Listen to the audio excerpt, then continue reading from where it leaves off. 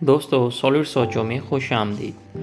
آپ نے I T sector میں مختلف کمپنیوں کے بے شمار نام سنے ہوں گے، جیسا کہ انٹل، سائمنز، ٹوشیبا، ایپل اور سامسنگ وغیرہ۔ لیکن ایپل کا نام سنتے ہی ذہن میں کسی بڑی کمپنی کا امیج بنتا ہے۔ ایپل دنیا کی سب سے بڑی آئی ٹی کمپنی ہے۔ یہ کب وجود میں آئی؟ اس کا پہلا کمپیوٹر کیسا تھا؟ اور کیا وجہ ہے کہ یہ دنیا کی سب سے زیادہ اثاثہ جات رکھنے والی پہلی کمپنی بن گئی؟ ایپل کمپنی نے دیوالیہ پن سے $3 ٹریلین سے زیادہ آمدنی تک کا سفر کیسے طے کیا؟ جانتے ہیں اس ویڈیو میں۔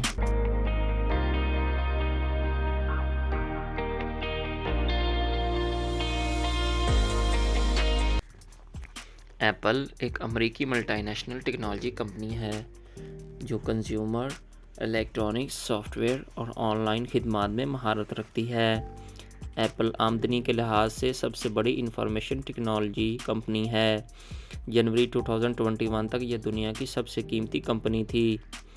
اس کی سالانہ آمدنی $365.8 بلین سے انکریز کر گئی تھی، اور کمپنی کمپیوٹر فروخت کرنے کے لحاظ سے دنیا کی چوتھی بڑی کمپنی ہے، اور موبائل فروخت کرنے کے لحاظ سے دنیا کی دوسری بڑی کمپنی ہے۔ یہ گوگل، ایمیزون، میٹا اور مائیکروسافٹ کے ساتھ ساتھ 5 بڑی امریکی انفارمیشن ٹیکنالوجی کمپنیوں میں سے ایک ہے۔ ایپل کمپنی کو اسٹیو جابز، اسٹیو ویزنیک اور رونالڈ وین نے 1 اپریل 1976 کو ڈیولپ کیا۔ اس کمپنی کا سب سے پہلا پروڈکٹ، جو کہ ووزنیاک کمپیوٹر کے نام سے مشہور تھا، یہ ووزنیاک نے پروڈکٹ کو پریپیئر کیا۔ یہ ایپل کا سب سے پہلا پروڈکٹ تھا جسے اسٹیو ویزنیک نے ڈیزائن کیا تھا۔ اس کے اندر بہت زیادہ خامیاں تھیں، جیسا کہ کی بورڈ مانیٹر کی کمی تھی، اور اس میں صرف کی بورڈ اور لکڑی کا کیس یوز کیا گیا تھا۔ اس کے بعد ایپل نے اپنا دوسرا پروڈکٹ 1977 میں ایپل II متعارف کروایا۔ یہ عوام میں بہت زیادہ مقبول ہوا۔ اس نے ایپل کو کافی ریونیو جنریٹ کر کے دیا۔ 1980 میں ایپل کو فائنینشیل طور پر مضبوط ترین کمپنی تصور کیے جانے لگا۔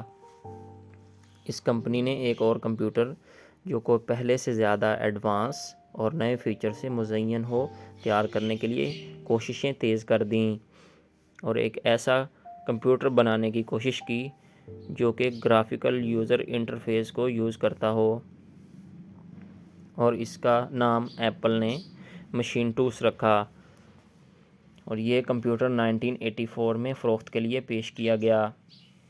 یہ کمپیوٹر اس وقت کے لحاظ سے جدید ہونے کے ساتھ ساتھ مہنگا بھی تھا۔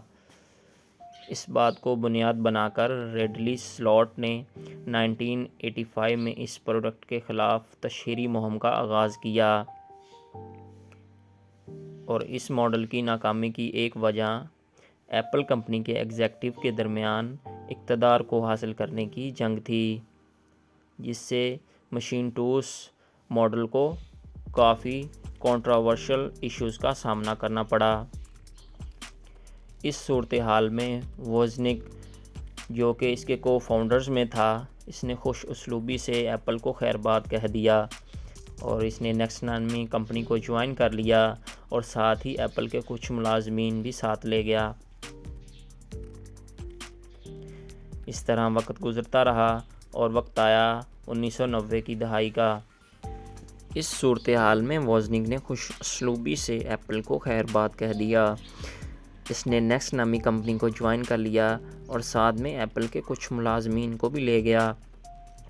وقت گزرتا رہا، اور 1990 کی دہائی میں پرسنل کمپیوٹر مارکیٹ میں کافی ڈیولپمنٹ ہوئی، اور ایپل کے مشینٹوس کمپیوٹر کی بری طرح ناکامی کا نتیجہ یہ نکلا کہ ایپل کے مارکیٹ شیئر گر گئے۔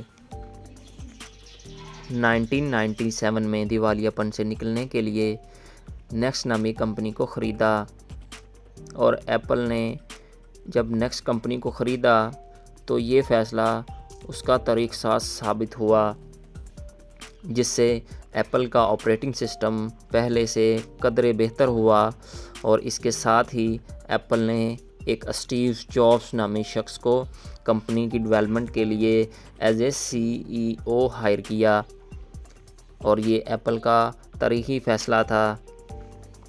اس کے ساتھ اگلی ہی دہائی میں اسٹیو جابس نے اپنی امیزنگ مینجمنٹ ایبلٹیز کے ساتھ ایپل کو پروفٹیبلٹی کی راہ پہ گامزن کیا۔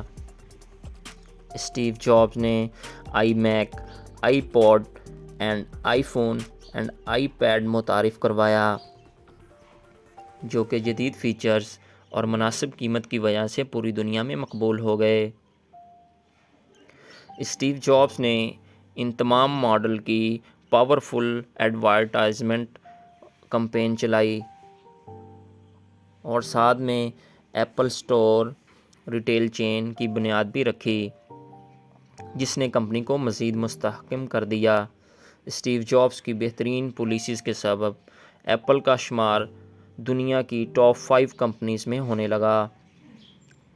اس کے ساتھ سخت محنت اور عمر رسیدہ ہونے کی وجہ سے اسٹیو جابس کی صحت خراب ہو گئی، اور 2011 میں اسٹیو جابس نے جاب سے ریزائن کر دیا، اور ٹھیک 2 ماہ بعد صحت کی خرابی کے باعث موت اس کا مقدر ٹھہری۔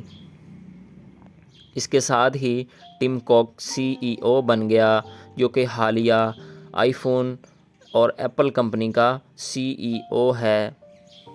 اگست 2018 میں اس کی سالانہ آمدنی $1 ٹریلین سے کراس کر گئی، اور مور ریسنٹلی جنوری 2022 میں اس کی سالانہ آمدنی $3 ٹریلین سے بھی تجاوز کر گئی۔ کمپنی کو لیبر کے کام کرنے کے طریقوں، تجارتی اخلاقیات، مٹیریل سورسنگ، انوائرمنٹس کے حوالے سے کافی تنقید کا سامنا کرنا پڑا، لیکن ایک چیز دنیا مانتی ہے کہ کمپنی کو برانڈ کی وفاداری کی اعلیٰ سطح حاصل تھی، اور اسے دنیا کی سب سے قیمتی برانڈ کے طور پر درجہ دیا جاتا ہے۔ جو قدر و قیمت ایپل کو حاصل ہے، وہ دنیا میں بہت ہی قلیل کمپنیوں کو حاصل ہے۔